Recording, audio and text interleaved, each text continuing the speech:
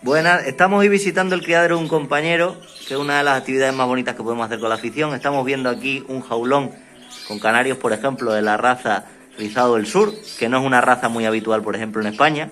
Y aquí podemos ver el ejemplo de pájaros, por ejemplo, que se acerquen al tipo estándar, como ese pájaro que estamos viendo, que tiene que tener una característica de rizo, por supuesto, y tiene que tener una característica de forma en la propia pata.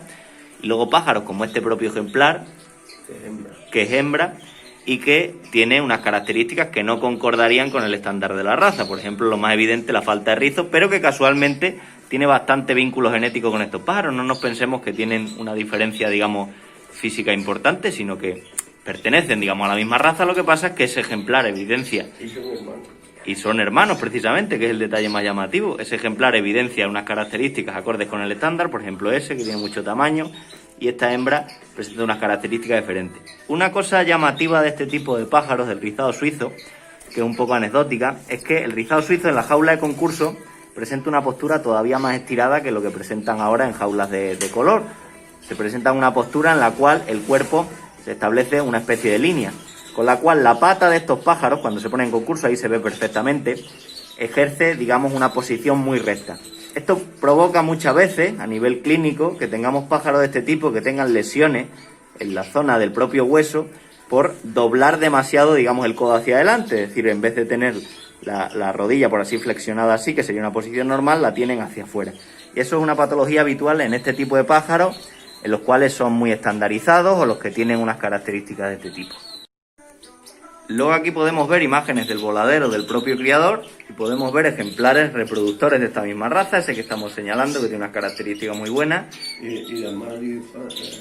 Ahí también otro ejemplar. Y podemos ver también ejemplares, ver la variedad de especies que pueden convivir en una pajarera. Estamos viendo, por ejemplo, ese pájaro señalizado, es un canario celado, que sería una versión, digamos, del canario típico lizard, pero con la versión brunácea. Y allí encontraríamos también un ejemplar hembra.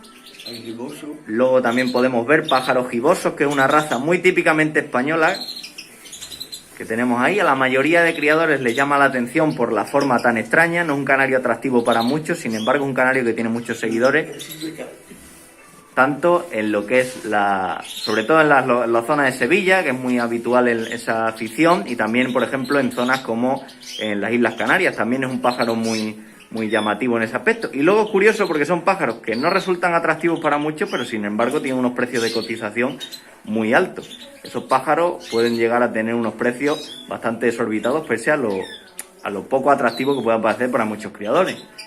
Luego tenemos también ejemplares de la raza Jarguet, como este que vemos aquí, que es una raza de postura valenciana, ejemplares muy largos. Este ejemplar tiene un cuerpo demasiado voluminoso en general para el tipo estándar, pero luego podemos ver ejemplares de esa misma raza, un marfil que hemos visto por ahí, que sí tendría unas características mucho más bonitas de ese estilo afinado del Jarguet, que en español significaría un canario larguillo, un canario mucho más fino. Luego podemos ver ahí, por ejemplo, abajo tenemos el canario que nos está mencionando el compañero, que es un marfil de esa misma raza. Podemos ver aquí en la voladera también canarios como ese canario que es opal rojo, que está conviviendo con el resto. Aquí vemos un ejemplar de lúgano, que es un pájaro silvestre, también jilgueros por ahí vemos, verderones mutados. Y luego el caso curioso, vemos unos pájaros ahí que son bastante llamativos en cuanto a su tamaño, que son las típicas tórtolas diamantes, que son tórtolas, pero que son pájaros que pueden convivir perfectamente con este tipo de pájaros, con los fringílidos, y digamos que son tórtolas de menor tamaño que no tienen muchos problemas de convivencia en un voladero como este. Por tanto, podemos tener especies muy variadas, como estamos viendo en este voladero, conviviendo juntas sin ningún tipo de problema. Viendo el jaulón donde hemos visto los primeros canarios rizados del sur, llama la atención, por ejemplo, que tienen un trozo aquí de naranja estos pájaros para comer, y también aquí una planta que son las famosas cerrajas, que en cada sitio se conocen de una manera.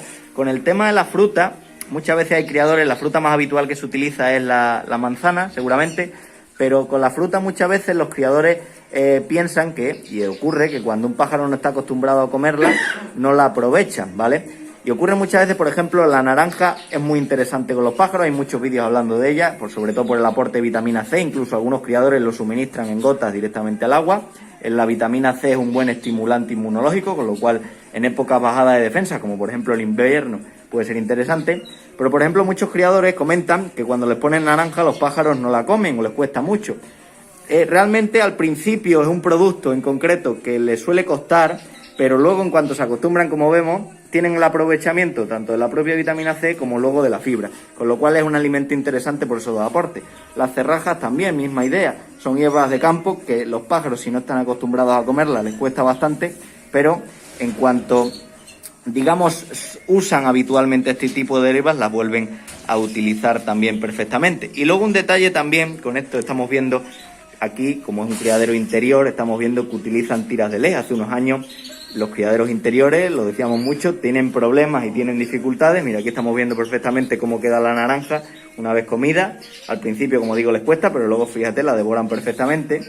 Y comentamos también que antes los criaderos como interiores, como no tenían luces LED, solían tener unas tasas de fecundidad y de cría bastante más bajas. Con el invento o la utilización de las luces LED, como esta que estamos viendo encima de la jaula, la fecundidad consiguió aumentarse. Pero lo que hay que ver ahora es que no es un sistema excesivamente caro y excesivamente complejo. Aquí tenemos un sistema de luces LED bastante sencillo, bastante casero. Podemos ver aquí perfectamente la luz LED. Podemos ver que tenemos un coste más o menos de unos 9 euros por metro de lo que es la propia tira de luces LED, es decir, lo que sería el tamaño de un jaulón. Y luego ver que simplemente con un adaptador de luz, con una graduación que haga el efecto de día y noche en cierto modo, pues podemos tener prácticamente un jaulón de metro iluminado por apenas unos 15 euros, con lo cual tampoco sería un sobrecoste para un criadero normal. No tenemos que pensar que es una inversión excesivamente elevada. Y las tasas de fecundidad evidentemente se notan y los resultados aumentan mucho, incluso superando en muchos casos a criaderos con cría natural.